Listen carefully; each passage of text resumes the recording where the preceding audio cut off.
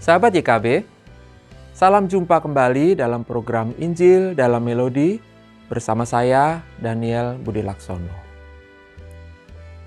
Mengapa kita perlu mempelajari latar belakang sebuah nyanyian? Apa pentingnya bagi kita untuk mengetahui siapa pengarang sebuah nyanyian, pada zaman apa dia atau mereka menulis syair dan mengubah lagunya? Bagaimana keadaan dunia pada waktu itu?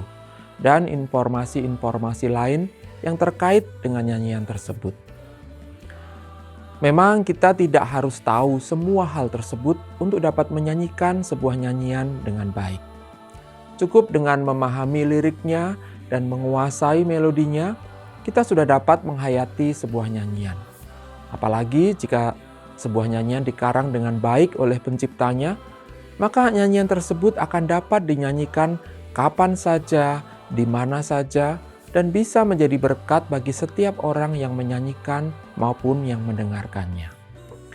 Namun demikian, mempelajari latar belakang sebuah nyanyian dapat sangat bermanfaat untuk memperdalam pemahaman kita akan nyanyian tersebut. Kadang-kadang ada beberapa hal menarik yang bisa kita petik dari latar belakang terciptanya sebuah nyanyian. Hal-hal yang bisa membuat kita lebih menghayati lagi nyanyian tersebut. Contohnya seperti nyanyian yang akan kita ulas hari ini, yaitu nyanyian dari buku pelengkap Kidung Jemaat atau PKJ nomor 2 yang berjudul Mulia, Mulia Namanya. Mungkin banyak di antara kita yang sudah pernah mendengar atau bahkan menyanyikan nyanyian ini dalam bahasa aslinya, yaitu bahasa Inggris dengan judul Majesty. Hampir setiap orang yang mendengar himne ini untuk pertama kalinya akan langsung terpesona dengan kemegahannya, baik liriknya maupun melodinya. 3 nada pertama yang mengiringi kata mulia atau majesty benar-benar menciptakan suasana megah dan agung. Layaknya kemegahan dan keagungan seorang raja yang sedang duduk di atas tahtanya. Apalagi jika diiringi dengan alat musik dan aransemen yang mendukung. Lirik nyanyian yang tidak panjang, hanya 1 bait saja, dan pola melodi yang sama yang dipakai secara berulang-ulang tidak membuat nyanyian ini menjadi nyanyian sederhana yang membosankan, melainkan justru membuat nyanyian ini menjadi mudah dinyanyikan dan dihafal, sehingga semakin memperkuat keindahan, kemegahan, dan keagungannya. Nyanyian ini digubah baik lirik maupun melodinya oleh Jack Williams Hayford, seorang pendeta dari aliran Foursquare Pentecostal. Hayford lahir pada tanggal 25 Juni 1934 di Los Angeles, California, Amerika Serikat, dan meninggal pada tanggal 8 Januari 2023 pada usia 88 tahun. Sepanjang hidupnya ia telah mengubah sekitar 600 himne, dan salah satu yang paling populer adalah Majesty ini, yang sempat menjadi salah satu dari 100 himne kontemporer terpopuler dan dinyanyikan di banyak sekali gereja dari berbagai aliran di dunia. Tidak hanya gereja Pentakosta saja. Buktinya, nyanyian ini masuk dalam buku PKJ yang diterbitkan oleh Yamuger yang cenderung mainstream dan dinyanyikan di GKI juga. Kita bisa mengetahui latar belakang dan motivasi penulisan nyanyian ini karena pengarangnya sendiri, yaitu Hayford, menuliskannya dalam salah satu bukunya. Dia mengatakan bahwa pada tahun 1977, ia dan istrinya Anna sedang dalam perjalanan berlibur selama 2 minggu ke kerajaan Inggris. Waktu itu bertepatan dengan peringatan Tahun Perak atau 25 tahun dinobatkannya Ratu Elizabeth sebagai Ratu Inggris. Hayford melihat ada begitu banyak lambang-lambang atau simbol-simbol kerajaan di mana-mana di seluruh Inggris. Ia sangat terharu dengan semangat dan antusiasme rakyat Inggris dalam menghormati ratu mereka.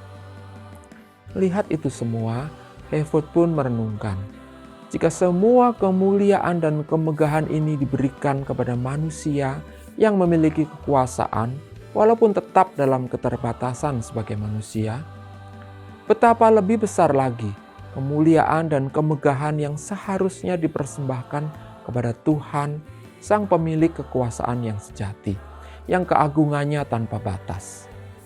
Kemudian mulai mengalirlah lirik dan melodi yang selanjutnya menjadi himne Majesty yang kita kenal saat ini. Hayford tidak menuliskan bagian Alkitab tertentu sebagai sumber inspirasi utama dari lirik nyanyian ciptaannya. Namun demikian, kita tahu bahwa di seluruh Alkitab, khususnya di kitab Mazmur, konsep mengenai kemuliaan Allah adalah hal yang sangat umum. Seperti misalnya dalam Mazmur 8 yang dibuka dan ditutup dengan kalimat, "Ya Tuhan, Tuhan kami, betapa mulianya nama-Mu di seluruh bumi." Atau Mazmur 93 yang menyatakan bahwa Tuhan adalah Raja yang berpakaian kemegahan dan berikat pinggang kekuatan. Dalam himne ini, Hayford menegaskan keyakinan kita, umat Kristen, bahwa Sang Raja yang bertahta itu tidak lain dan tidak bukan adalah Yesus sendiri. Ia yang telah mati namun telah dibangkitkan kembali, dipermuliakan dan menjadi Raja atas segala raja. Ia yang layak menerima segala kemuliaan, puji dan sembah. Dari tahtanya mengalir kuasa pemerintahan, dan hanya namanya saja yang ditinggikan di atas pujian umatnya. Dari sisi melodi, seperti sudah saya sampaikan tadi, melodi lagu ini cukup sederhana. Dengan jangkauan nada hanya 1 oktav saja dari nada sol rendah atau D dalam nada dasar Do sama dengan G, hingga nada Fa atau C. Himne ini dapat dinyanyikan oleh siapapun termasuk anak-anak.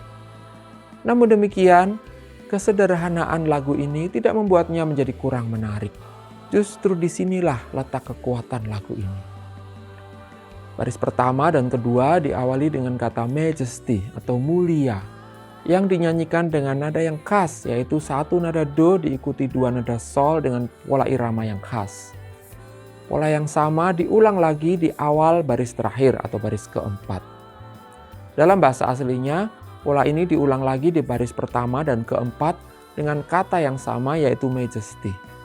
Namun ada sedikit perubahan nada, yaitu nada Sol diganti dengan nada La. Sehingga dalam seluruh himne kata Majesty diulang sebanyak 5 kali dengan pola irama yang sama. Pengulangan pola ini mempertegas kesan megah dan agung yang diciptakan. Sayangnya dalam terjemahan Yamuger, pengulangan pola ini tidak jatuh pada kata yang sama karena ada pergeseran penempatan kata mulia. Walaupun kata ini diulang juga sebanyak 5 kali dalam versi bahasa Indonesia.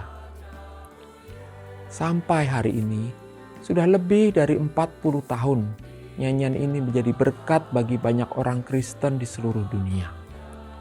Ketika kita menyanyikannya lagi hari ini, apakah yang kita rasakan?